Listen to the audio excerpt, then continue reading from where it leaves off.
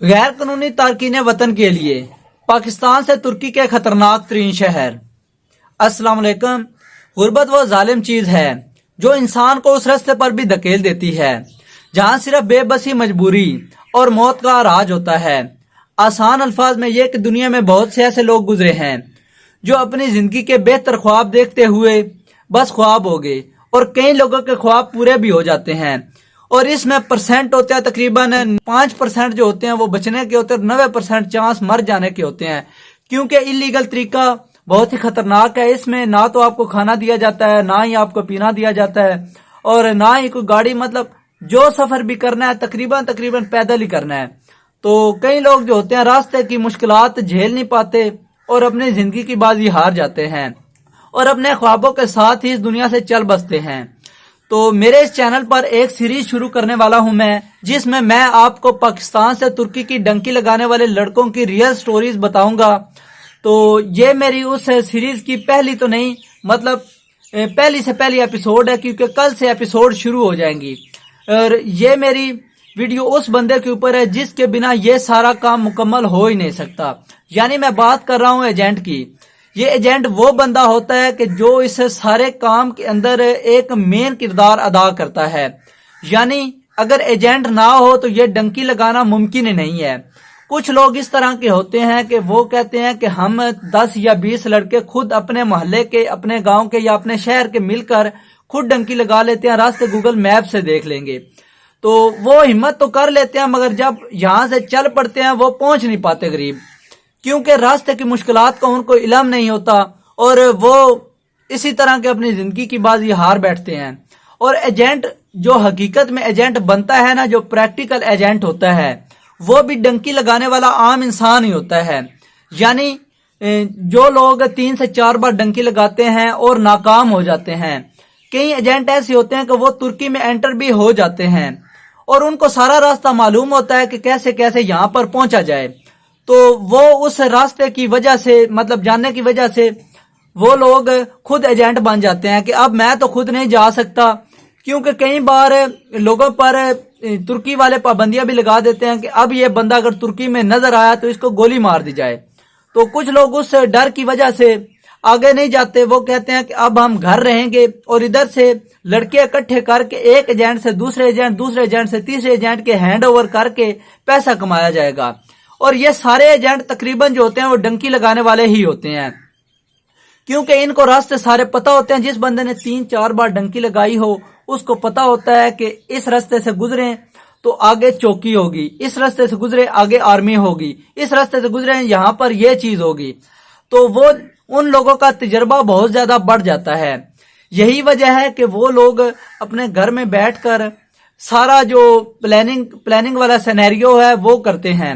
एक एजेंट दूसरे एजेंट का नंबर लेता है और उसको कहता है कि भाई मेरे पास 15-20 लड़के हैं और मुझे इसमें से मार्जिन चाहिए। वो लड़कों की एक लिस्ट बनाते हैं कि लड़का किस शहर से है, किस जगह से है, किस गांव से है और कहां जाना चाहता है। कुछ एजेंट इस तरह के होते हैं, पाकिस्तान से एक शहर तक उसका काम खत्म हो जाता है और बाकी जो एजेंट होता है उसका ईरान से फिर आगे तुर्की तक का मतलब जिम्मेवारी होती है।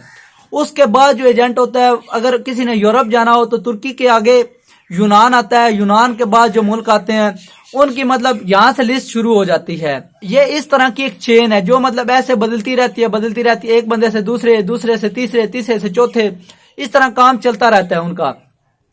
तो अब मैं बताऊंगा कि एजेंट कौन होता है और एजेंट अपनी असलियत क्यों नहीं जाहिर करता।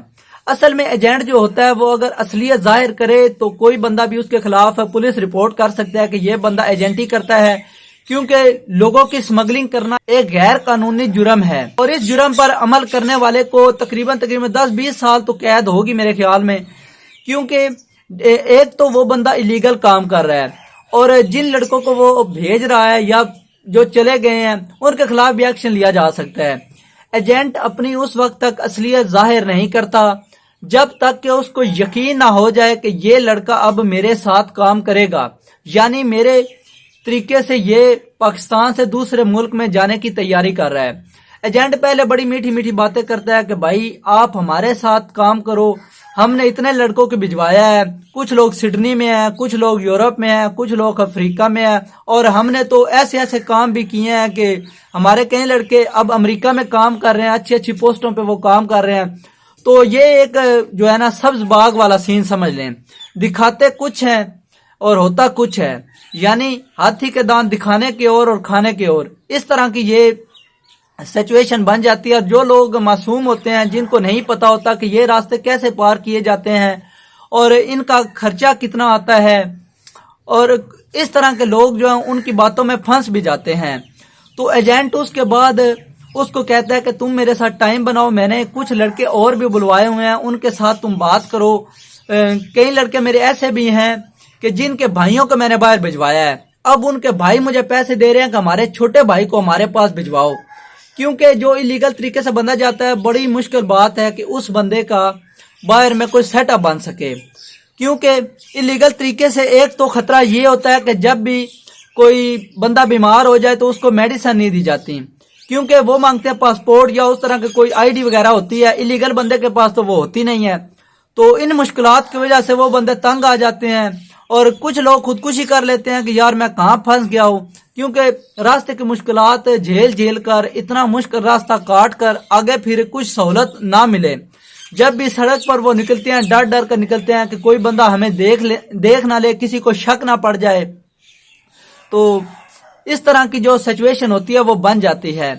تو ایجنٹ بھائی اس طرح کے بندوں کو اپنے پاس بلاتے ہیں اور ان کو بتاتے ہیں کہ آپ نے پیدل نہیں چلنا، بالکل بھی آپ نے پیدل نہیں چلنا، تھوڑا بہت راستہ ہوگا 15-20 منٹ کا، تو اس راستے میں آپ کو پیدل چلنا ہوگا۔ اس کے بعد ہماری گاڑیاں ہوتی ہیں، موٹر سائیکل ہوتے ہیں، آپ کو سارا راستہ ان چیزوں سے پار کروایا جاتا ہے۔ اور سوچنے والی بات یہاں پر یہ ہے کہ جنگل میں موٹر سائیکل کہاں سے آئے، پہاڑ کے اوپر گاڑی کیسے چلے، یہ چیز ایک سوچنے والی ہے کہ جنگلوں میں موٹر سائیکل کہاں سے آئیں گے، اور پیٹرول اگر ادھر ختم ہو جائے تو وہ کس طرح کی ہے، مطلب یہ بات میں کس طرح کی کر رہا ہوں، یہ سوچنے والی بات ہے یار، کہ کوئی بندہ بھی جنگل کے بیچ میں سے موٹر سائیکل نہیں نکال سکتا۔ کچھ مطلب جگہ ہوتی ہیں کہ جہاں سے مطلب کار یا موٹر سائیکل نکل سکتے ہیں، مگر سارا راستہ نہیں۔